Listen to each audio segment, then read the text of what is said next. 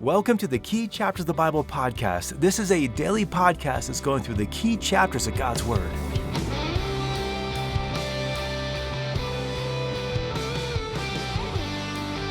Was it Yogi Berra who said, when you see a fork in the road, pick it up?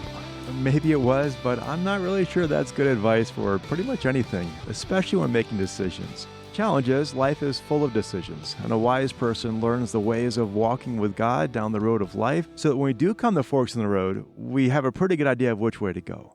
Today we're turning to Proverbs chapter 16, which is one of my favorite go-to chapters to pray through when I'm facing difficult decisions. And looking forward to going through this chapter together with you just to see all of the riches that God has given to us about how to make good and wise decisions in life. Well, this is our third study in the book of Proverbs, and as we've been easing into this book, we've explained that these Proverbs have been given so that we learn this skill of living according to God's instruction. In chapter 1, we explained that Proverbs are gnomic literature. They tell us the way things go. And one of the keys to wisdom is learning to understand how God has designed life to operate. You see, the wise person tries to understand God's principles and align their lives according to His design. Now, the foolish person, they try to live in the exceptions. They hope that they can somehow skirt God's design and set their own course of life. But as we work through this chapter, we will see that that's not the way of wisdom, and often even that kind of mindset stems from pride, which is ultimately a wisdom killer. Now, hopefully at this point, you've already read chapter 16. You might have sensed that this chapter has a theme to it. On the one hand, all of these proverbs can just stand alone and just provide great wisdom for life. But on the other hand, they dovetail together beautifully to give us just a clear understanding of how to make wise decisions. Even when I was preparing for this podcast, I read through this chapter a few times, and I began to put each verse under a specific heading, headings like guidance, or pride and humility, or godly living, or wisdom with words, or wisdom with living, or slander and strife. And this can just be a helpful way of working through the book of Proverbs in general, because as you begin to group them under certain headings, you can see what God has said about specific topics. And as we follow that method for chapter 16, we're going to see that it just gives us clarity about how to make wise and godly decisions. And one of the things I love about this chapter is it helps us keep a right balance when it does come to decision making.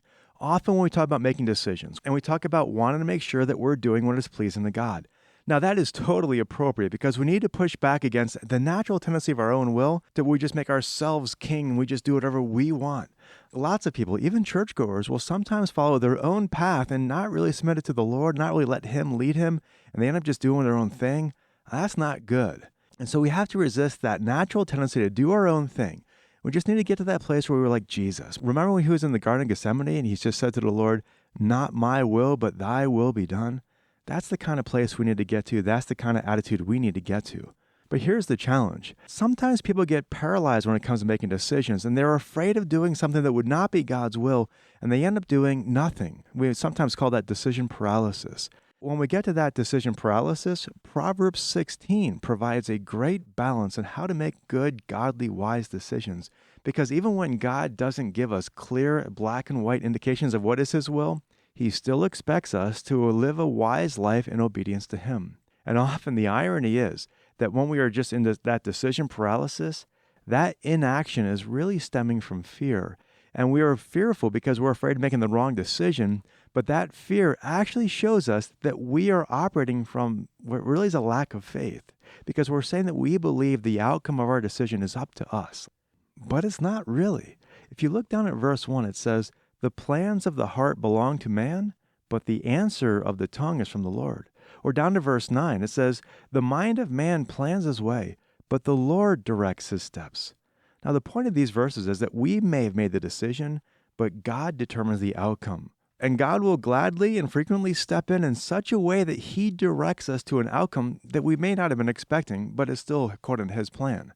That's how we can look in the rearview mirror of life and see that straight path of the Lord where, God was guiding this whole thing all along. And if it's not straight, well, that just may show us that we weren't submitting to God very much during that season of life. So when we know this principle, it can release a lot of pressure from us because it shows us we can trust God.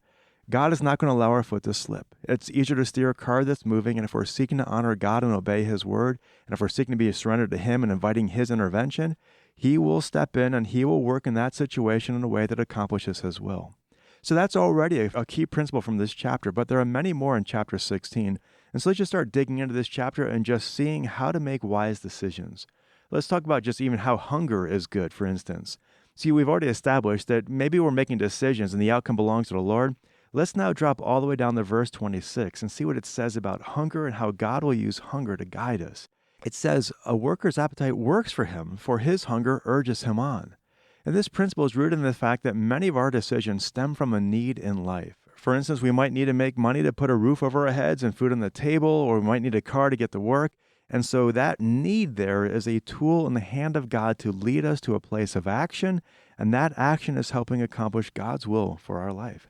Now, sometimes we might be discouraged by these needs. We might say, well, man, my situation is so difficult right now. But if we view that situation biblically, God has sovereignly allowed those needs to exist in our life, and often those needs are the very thing that He is using to spurring us on to action. We need food, so we work hard. We work hard, we end up glorifying God. We're looking for friends, so we reach out to someone at work, and we end up blessing them and ministering to them in the name of Christ. Those needs end up helping us accomplish God's will. And so those needs aren't bad. They're often God's tools in our life to guide us and lead us to a path that just further fulfills His word. Now, along those lines, as we're looking to solve the needs of life and make decisions, we have to be people of prayer who are constantly submitting those needs to the Lord, those paths to the Lord, and asking Him to purify us so that what we're doing is for the Lord and not for ourselves. And the way we make sure we're doing this is by seeking to be righteous, down to the very details that no one may even know about in our life. Look at verse 11. Verse 11 says, a just balance and scales belong to the Lord. All the weights of the bag are His concern. And now, on the one hand, this verse is saying that we shouldn't cheat people. That's just a great principle in general. God's will and God's provision never requires us to cheat people or be dishonest. But verse 11 also says, all the weights of the bag are His concern. All of the weights. Now, when you think about what this is, back in those ancient days, they'd have those ancient scales with those two dishes that would be balanced on either side, and you would put a hunk of metal or a hunk of rock on one side. That was the weight, and then you would balance that out with a piece of like meat or grain or something, and when they got balanced and level, you knew how much that meat would weigh or the grain would weigh or something like that. But here's the thing. You could take those weights and just mislabel them. Maybe it wasn't really 12 ounces. Maybe it was really 11 ounces. Or maybe it wasn't 5 ounces. It was really 4 ounces. And you could cheat people in a way that they would never know because they would never be able to just check those weights. Well, God was not cool with that. He was never okay with people cheating others. And here we're seeing that all of the weights matter to God. Not just the big ones, not the heavy ones, but just going through all of those weights and shaving off a little here. All of that is against God's will for our life. And a part of making good decisions is just being righteous and seeking God to bring righteousness into every detail so that He is glorified through and through. And so that's what you see in verse 8. Better is a little with righteousness than great income with injustice. Or in verse 17, the high way of the upright is to depart from evil. He who watches his way preserves his life. And so when we give attention to the righteousness of our life, we'll be following God's will. He'll never call us to sin, and He'll never be pleased when we're in a state of sin or cheating others or anything like that. Another thing we need to learn is that we need to let the Lord provide clarification if we're making a bad decision or pursuing the wrong path. You see, as we're just going through these decisions we have to make, we might be doing something and not realizing that we're now heading towards a path that's going to end up hurting us. For instance, in verse 25, it says, there is a way which seems right to a man, but its end is the way of death. And if we're people of prayer, we might be heading down this course of life, submitting it to the Lord, and He just kind of shows us and is like, look where this is going. Look where this is going to take you to. And we realize, this is not a path that's leading to a good place. Maybe it's a relationship that's not heading in the right direction. Maybe it's a business pursuit that's not leading to righteousness. Maybe it's something else that won't lead us to a place where God is being glorified. Well, when God shows that to us, we need to get off that path fast. Sometimes it just might be a slight adjustment in life. Sometimes it might be a major life course correction. But again, it's easier to steer a car that's moving, and when we're submitting to the Lord, when He shows us this path is leading in the wrong direction, let's get back to a path of righteousness.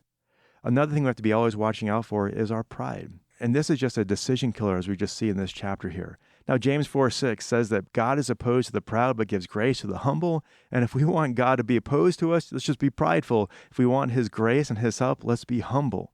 And this ties into, if you look at verse 18.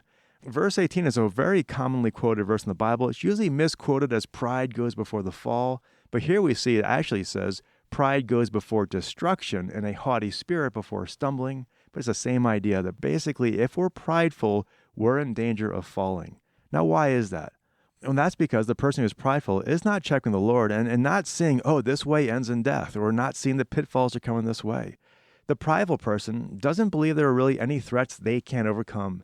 They're relying upon themselves, their own wisdom, their own judgment. They're not submitting things to the Lord. They're perhaps even filtering in unrighteousness into how they're doing things. They don't have God's grace. They don't have His protection, and they're doomed to trip and fall. And so when people begin to rely upon self, they are engaging in pride. Now, what does this look like? Well, in many ways, it's not just a person who's just flat out arrogant, but it's just anyone who is just thinking, well, they can't fall, that they're relying upon themselves, or maybe they're just even focusing on themselves and not really thinking about Christ and how to glorify Him, or maybe they're fearful or they're insecure and they're just trusting themselves. All of that are just different ways of pride being manifested in a person's life, and that kind of thinking leads to a dangerous course of action. And so what we need to do is just prayerfully be bringing all this before the Lord, asking the Lord to crucify ourselves, our own trust in ourselves, our own fear about what we're going to do to mess things on up, and just bring all that before the Lord and let Him lead us and go before us and guide us. Well, as we continue on in chapter 16, another obvious key to making wise decisions is just pursuing wisdom in general. Now, we mentioned from chapter 1 that when wisdom calls out in the streets in chapter 1, she warns that you just can't flip wisdom on like a switch, where you're just pursuing unrighteousness and foolishness all the time, all your life, and suddenly just, I'm just going to be wise today. You can't do that. You're either on the path that pursues wisdom or a path that pursues folly. There is no in between. And so in verse 16 of chapter 16, it says, how much better is it to get wisdom than gold, and to get understanding is to be chosen above silver. Down in verse 22, where it says, understanding is a fountain of life to the one who has it, but the discipline of fools is folly. And these verses just continue to show us the value of pursuing biblical wisdom. It's better than gold. It is a fountain of life. And as we pursue it, God will provide it. We see that from James chapter 1. Well, now, how do we know if God is providing us wisdom? Well, a great barometer for wisdom is wise words. Jesus said in Matthew 12:34 that out of the abundance of the heart, the mouth speaks, and our words reflect our wisdom. So if you look at verse 23 of this chapter, it says, the heart of the wise instructs his mouth and adds persuasiveness to his lips. Basically, when we're wise, we're going to have a wise speech. It's kind of the same idea of Proverbs 15:2, which says the tongue of the wise makes knowledge acceptable. Or down in verse 21 of this chapter here, sweetness of speech increases persuasiveness. Wise words can even be healing to the bones in verse 23. And so we can just see here that a barometer of our wisdom is wise words. But foolish words are the exact opposite. They are just the overflow of a foolish man. And so in verse 27, a foolish person's words are like a scorching fire. In verse 28, he spreads strife and slander among friends. In verse 29, he can even lead people down the path of his folly. And so if we are inciting tensions or spreading slander or tempting people to be led astray from following the Lord, we can be certain that we are not doing something that God is calling us to do. That is a path that we should be repenting of and returning back to a path of righteousness. And so as we wrap up our time together today, I would encourage you to pick one of these Proverbs here and just memorize it. Maybe the ones we covered today or just one of the other ones. There's so many great Proverbs in this chapter, more that we could really cover. But memorize it and letting God then apply that proverb in that wise way into your life. Well, I hope you have a great time memorizing some of these verses for life. We'll catch you tomorrow. Have a great day and God bless.